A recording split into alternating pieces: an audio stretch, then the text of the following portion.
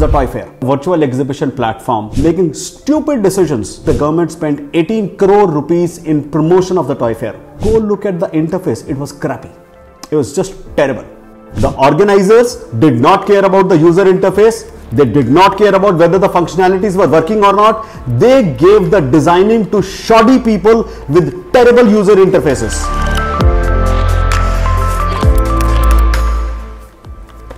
Hello everyone, and welcome to another episode of Truth Shots with Kapil. Today, I'm not going to talk about a social issue or whatever is going on. I'm going to shift gears, and for the first time today, I'm going to talk about my business. As a lot of you know, during COVID, we came up with a virtual exhibition platform called as Pragati. It has done remarkably well. We have been able to host the virtual daily book fair on that. We recently did an event with Capexcel. We have done an event with the Association for International Schools of India, and many more are yet to come, which are scheduled for the next couple of months. Now, but I don't want to talk about Pragati. That's a venture that is running rather well, that has been recognized reasonably well. So I don't want to talk about that. What I want to talk about is this entire area called as virtual exhibitions. And what does it mean, and where is it that I see the biggest obstacles for the industry? Virtual exhibitions is an area that I have been, at least personally, I have been talking about for the last almost 4 or 5 years. During that time, we have done a lot of participation in events as a digital agency wherein we were promoting the events. The concept has always been, if you do an event and you don't promote it digitally, you will get a few hundred people. If you promote it digitally, you are able to reach out and you are able to have influence over many thousands, many millions of people. And that is where virtual exhibition comes into play. It brings in two key benefits. One benefit is it is going to be able to help any business that earlier was not able to participate, either not able to participate because of the cost of the event or not able to participate because of the geographical location of the event, are now able to participate. Similarly, it brings in visitors from across the globe. And I really mean across the globe. Those people, those smaller organizations, people with lesser requirements who were earlier not able to come to a physical fair, are now able to attend virtually. And I think both of these are going to combine and become hybrid fairs. However, the biggest obstacle that I see in the industry is not the value of virtual exhibition. It is not how they have been performing or how they would run or whether people will derive anything out of them or not. I think all of that is very finely defined. Where I think virtual exhibitions failing, specifically in an Indian context, is our governmental organizations making stupid decisions and giving the business to wrong people. There are two specific examples that I want to quote into this. One example that happened 3 weeks back was the toy fair. I mean, literally the government spent 18 crore rupees in promotion of the toy fair. The Prime Minister almost gave a full day to talk about the toy fair. And if you go look at the interface, it was crappy. It was just terrible. Well, I shouldn't say it was just crappy, it was terrible. It was bad. What was crappy and terrible was the New Delhi World Book Fair.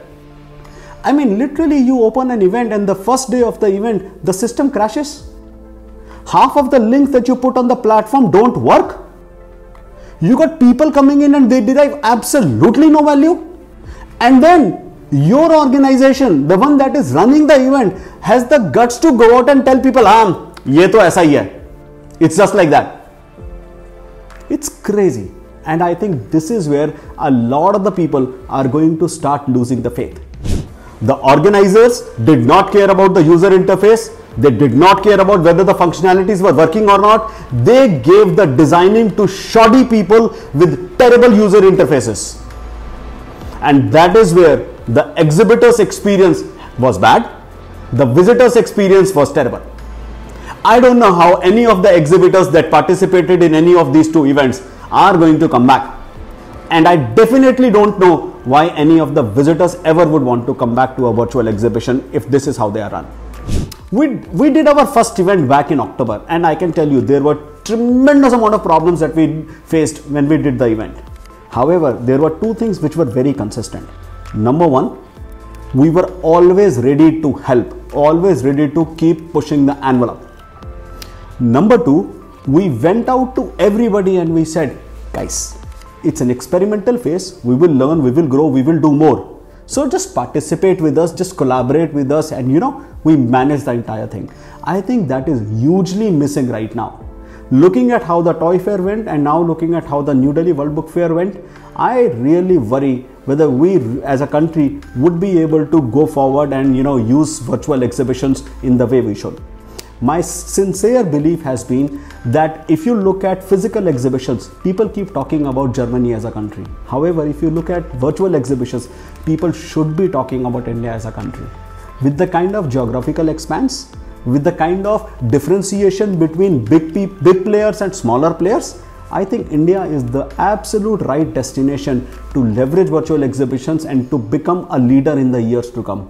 However, if it was left up to some of the people who are the current decision makers, I think we'll be lagging behind. And now I will have to go back to my age-old rant of, for India to grow in something, it needs to become competitive. It does not need to ban Chinese applications. It does not need to look at licensing and everything to be put in. It sincerely needs to become competitive. And that is what I see missing. And that is where I really feel proud of Pragati as a platform that we have created. And that is where I know there is a lot more that would come. Just gotta be patient, just gotta get over some of these organizations, the ruling organizations if you want to call them, and just gotta reach out to the right people. We are there doing virtual exhibitions. For any of you interested in the subject, feel free to connect with us. Thank you so much. With that, we come to the episode of this Truth Shots with Kapil. Have a nice day.